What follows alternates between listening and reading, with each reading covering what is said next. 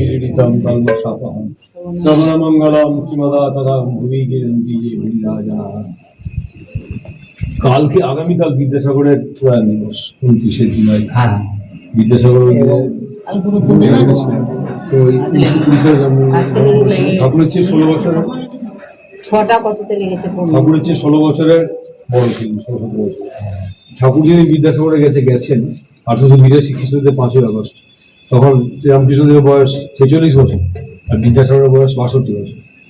বাদুরবাগানের বিদ্যাসাগর বাড়িতে গেছেন। তো মাস্টারমশাই বিদ্যাসাগর স্কুলে চাকরি করতেন, এই কথা মতো হয় বিদ্যাসাগর স্কুলে চাকরি করতেন। উনি বলেছিলেন যে ওই দক্ষিণেশ্বরের সাধু আমাকে একবার নিয়ে আসবো। কিরকম সাধু? গিরুয়া সন্ন্যাসী, গিরুয়া পোশাক পড়েন? বিদ্যাসাগর জিজ্ঞেস করলেন। না না, ওই সামনে যদি কাপড় পড়েন, এমনি কোনো অসুবিধা কিছু নেই, নিয়ে আসবো। হ্যাঁ, নিয়ে আসবো। সেই নিয়ে এসেছিলেন 1882 খ্রিস্টাব্দে 5ই আগস্ট, ঠিক শ্রাবণ মাসের এক বিকেলবেলায়। আজকে এখন শ্রাবণ মাস, শনিবার ছিল, বিকেল 4টে। ঠাকুর তো ঢুকে বলেছিলেন যে কই গো বিদ্যাসাগর কই, এতদিন নদী নালা সব কিছু পার হয়ে এলাম, নদী সমুদ্র সব ঘুরে এলাম, এবার একেবারে সাগরে, এই নদী নালা খাল বিল পুকুর টুকুর সব ঘুরে এবার সাগরে এসে পড়েছে। বিদ্যাসাগরও উত্তর দিয়েছিলেন যে এসে যখন পড়েছেন একটু নোনা জল নিয়ে যান, যেমন সেই সেনা কোলাকুলি হচ্ছে যে এসে যখন পড়েছেন নোনা জল নিয়ে যান। আর ঠাকুর ওদের কিন্তু সেই দর্শন শাস্ত্রের পণ্ডিত বিদ্যাসাগর, আর ঠাকুর তো কোনো অকপট ধার ধারেন না। ঠাকুর তখন উত্তর দিলেন কি, না গো নোনা জল গেল, তুমি তো আর অবিদ্যাসাগর নও, তুমি বিদ্যাসাগর, ক্ষীর সমুদ্র। সেই ক্ষীর সমুদ্রের কিছুটা ক্ষীর এসে আমাদের বাংলাদেশে ছিটকে এসে পড়েছিল। সেই ঠাকুর গেছেন বিদ্যাসাগরের কাছে। বিদ্যাসাগরের অনেক বর্ণনা এখানে আছে, আমি একটু ছোট করছি। বিদ্যাসাগর মহাপণ্ডিত। যখন সংস্কৃত কলেজে পড়িতেন তখন নিজের শ্রেণীর সর্বোৎকৃষ্ট ছাত্র ছিলেন প্রথম দিক থেকে। ওই জন্য বেথুর সাহেব যে নারী শিক্ষায়, যখন বিদ্যাসাগর নারী শিক্ষা প্রবর্তনের জন্য উঠে পড়ে লেগেছেন, একদিকে বাল্য বিবাহ বন্ধ, বিধবা বিবাহ বন্ধ, বহু বিবাহ বন্ধ, বিধবা বিবাহ প্রবর্তন, বাল্য বিবাহ বন্ধ, বহু বিবাহ বন্ধ আর বিধবা বিবাহের প্রবর্তন, এই 3টে বিবাহই নিয়ে যখন বিদ্যাসাগর উঠে পড়ে লেগেছেন, তখন বেথুন সাহেব গভর্নর ছিলেন ভারতবর্ষে। বেথুন সাহেব বললেন যে ঠিক আছে, তোমাকে আমি সাহায্য করবো। তখন নারীদের জন্য যে স্কুলগুলো স্থাপিত হলো, বিদ্যাসাগর সব জায়গায়, সব 3-4টে স্কুল, 1 বছরের মধ্যে 3টে স্কুল হয়ে গেল, বিদ্যাসাগরের সম্পাদক করে দেওয়া হলো। তা আমাদের আসলে বিষয়টা তো আমরা সেই পাঠচক্রের বিষয়, সেই জন্য বিদ্যাসাগরের ওই দিকগুলো আমরা এখন বলছি না। ঠাকুরের সাথে বিদ্যাসাগরের যে কথোপকথন, প্রাসঙ্গিকতায় নিয়ে আসছি আমরা। তো প্রতি পরীক্ষায় প্রথম হইতেন বিদ্যাসাগর, ওর স্বর্ণ পদকাদি বা মেডেল ছাত্রবৃত্তি পাইতেন। ক্রমে সংস্কৃত কলেজের প্রধান অধ্যাপক হইয়াছিলেন। মানে বিদ্যাসাগরের কাছে এসেছেন ঠাকুর, শ্রীরামকৃষ্ণদেব এসেছেন নিজে যেচে। এমনি মানুষের কাছে তো শ্রীরামকৃষ্ণ যাবেন না, তাই যেমন তেমন মানুষ তো নন বিদ্যাসাগর। সেখানে এইটার পরিচয়টা কথামৃতকার একটু দিচ্ছেন আর কি। তো বিদ্যাসাগরের পরিচয়টা, ক্রমে সংস্কৃত কলেজের অধ্যাপক হয়েছিলেন ধর্ম বিষয়ে। আচ্ছা, তিনি সংস্কৃত ব্যাকরণ ও সংস্কৃত কাব্যে বিশেষ পারদর্শিতা লাভ করিয়াছিলেন। অধ্যাবসায় গুণে নিজে চেষ্টা করিয়া ইংরেজি শিখিয়েছিলেন।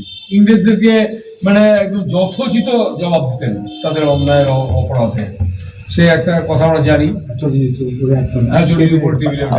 তো সেই ইংরেজি শিক্ষা তিনি নিজে ইচ্ছে করে শিখেছিলেন। কেন না, তখনকার প্রয়োজনে, সেই মুহূর্তের প্রয়োজনে, পরাধীন ভারতবর্ষে ইংরেজের রাজত্বে ইংরেজির প্রয়োজনে বিদ্যাসাগর নিজে ইংরেজি শিখেছিলেন এবং অনেককে শিখিয়েছিলেন। ধর্ম বিষয়ে বিদ্যাসাগর কাহাকেও শিক্ষা দিতেন না। প্রচন্ড মানে সেই কুসুমের মতো কোমল অথচ বেলের মতন মজবুত, এখানে লোহার মতন মজবুত বলা যায়। এত যে শক্তিশালী মন, বিদ্যাসাগরকে অনেকে অহংকারী বলতেন। ঠিক আছে, অহংকার, তার অহংকার সাজত। হ্যাঁ, সেই লোক কাউকে নিজে গিয়ে শিক্ষা দিতেন। তিনি দর্শনাদি গ্রন্থ পড়িয়াছিলেন। মাস্টার একদিন জিজ্ঞাসা করেছিলেন, অর্থাৎ এই কথামৃতকারী জিজ্ঞাসা করেছিলেন বিদ্যাসাগর, আমি জিজ্ঞাসা করেছি, এটা তো কখনোই বলেননি মাস্টার। মাস্টার একদিন জিজ্ঞাসা করিয়েছিলেন, আপনার হিন্দু দর্শন কিরূপ লাগে? মানে একটা করে স্টেপ এগোনোর জন্য, হিন্দু দর্শন কেমন লাগে এইটা জিজ্ঞেস করার পর দক্ষিণেশ্বরের কথা আসবে, স্বামীজির কথা আসবে, এই জন্য মানে একসময় মাস্টারমশাই নরেন্দ্রনাথ তখন ছিলেন স্বামীজি, তাকেও বিদ্যাসাগরের স্কুলে চাকরি করে দিয়েছিলেন যখন নরেন্দ্রনাথের খুবই অভাব চলছিল। তা বিদ্যাসাগরের জামাই ছাড়িয়ে দিয়েছে। আপনার হিন্দু দর্শন কিরূপ লাগে? বিদ্যাসাগর বলেছিলেন, আমার তো বোধ হয় ওরা যা বুঝাতে গেছে বুঝাতে পারে নাই। একটা কথার উত্তর দিলেন, হিন্দুদের ন্যায় শ্রাদ্ধাদি ধর্মকর্ম সমস্ত করতেন বিদ্যাসাগর, গলায় উপবিত ধারণ করতেন পইতে ব্যানার্জি ছিলেন, বাংলায় যে সকল পত্র লিখিতেন তাহাতে শ্রী শ্রী হরিশ্বর নাম ভগবানের এই বন্দনা আগে করিতেন। আমরা যেমন শ্রীরামকৃষ্ণ মাস্টার আর একদিন তাহার মুখে শুনিয়েছিলেন তিনি ঈশ্বর সম্বন্ধে কিরূপ ভাবেন। বিদ্যাসাগরকে এই ছাঁচে ফেললেন যে ভগবান সম্পর্কে আপনার কি ধারণা। বিদ্যাসাগর বলেছিলেন, তাকে তো জানবার জো নেই, তাহলে এখন কি করব আমি, আমার কর্তব্য কি?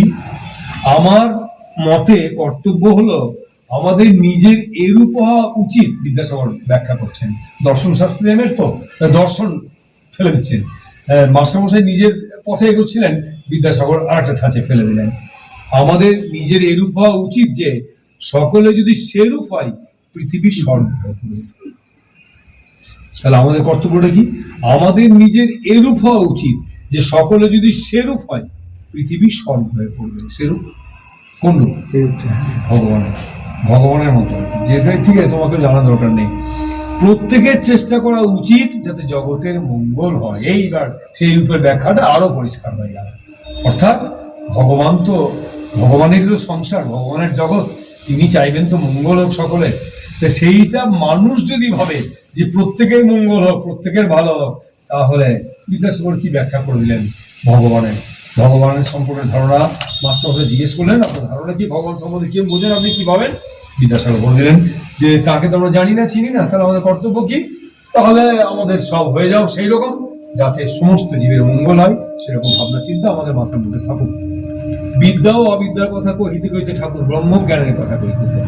এইবার ঠাকুর বিদ্যাসাগর মহাপণ্ডিত ষড়দর্শন পাঠ করিয়া দেখিয়াছেন, বুঝি ঈশ্বরের বিষয়ে কিছুই জানা যায় না।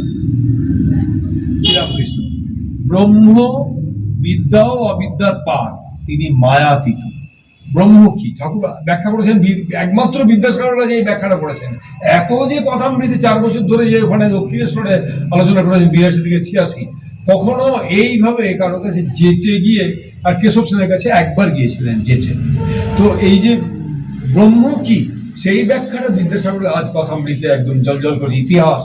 এটা ইতিহাস কেন? ইতিহাস কেন না, ঠাকুর তো ব্যাখ্যা করেছিলেন ব্রহ্ম সম্পর্কে, তো সেটা তো ঠিক আছে, ব্রহ্ম সম্বন্ধে ঠাকুর ঈশ্বর শ্রীরামকৃষ্ণদেব বলবেন, সেটা স্বাভাবিক। কিন্তু তারপরে যেটা বিদ্যাসাগর যেটা বললেন যে তাই নাকি আজ একটা নতুন জিনিস শিখলাম। বিদ্যাসাগর বলছেন নতুন জিনিস শিখলাম, তার কাছে সেই হাঁটু পড়া ধুতি, স্কুল থেকে পালিয়ে কালী মূর্তি তৈরি করা মানুষ, তার কাছে বলছেন, বিদ্যাসাগর বলছেন আমি শিখলাম। আচ্ছা আসছি ওখানে। জ্ঞান ভক্তি আছে, আবার কামিনী কাঞ্চন আছে, সৎ আছে। ওই যে আমরা গানটা গাই, অসৎ হইতে মোরে সৎ পথে নাও, অর্থাৎ অসৎ হইতে মোরে সৎ পথে নাও। এইটার মানে কিন্তু এরকম করলে চলবে না যে আমি খুব ডিসঅনেস্ট, আমাকে অনেস্ট করো। যেটা আমি যদি ইংরেজিতে বলি তাহলে আরো বেশি পারফেক্ট হচ্ছে বোঝাটা, যে আমি খুব ডিসঅনেস্ট লোক, আমাকে অনেস্ট করো। এটা নয় কিন্তু। অসৎ হইতে মানে সৎ পথে না, অসৎ হইতে মোরে সৎ পথে নাও কথাটা মানে এই নয় যে আমি খুব অসৎ লোক, আমি খুব খারাপ কাজ করে বেড়াই, আমাকে ঠিক সৎ করে দাও, সৎ ভালো কাজ করি। কিন্তু এইটার অন্তর্নিহিত অর্থ হচ্ছে যে ঈশ্বর ঈশ্বর, ঠাকুর যেটা বলেছেন ঈশ্বর ঈশ্বর, বাকি সব অসৎ। তার মানে কি আমি বিষয় কর্মে কামিনী কাঞ্চনে খুব লিপ্ত হয়ে আছি, এগুলো আমার অসৎ কাজ। আমি ঈশ্বর চিন্তা করি যাতে আধ্যাত্মিকতার পথে এগিয়ে যাই, যাতে সেই সৎ কাজে আমাকে নিয়ে যাও। এখানে সেই কথা বলছেন ঠাকুর, যে সৎ আছে অসৎ আছে, ভালো আছে আবার মন্দও আছে, কিন্তু ব্রহ্ম নির্লিপ্ত। ভালো মন্দ জীবের পক্ষে, সৎ অসৎ জীবের পক্ষে তার ওতে কিছু হয় না। যেমন প্রদীপের সম্মুখে কেউ বা ভাগবত পড়ছে, আবার কেউ বা নোট জাল করছে, প্রদীপ কিন্তু নির্লিপ্ত। প্রদীপ আলো দিয়ে যাচ্ছে, সে খারাপ কাজেও আলো দিচ্ছে, বাতাস বইছে। এই যে এখন যে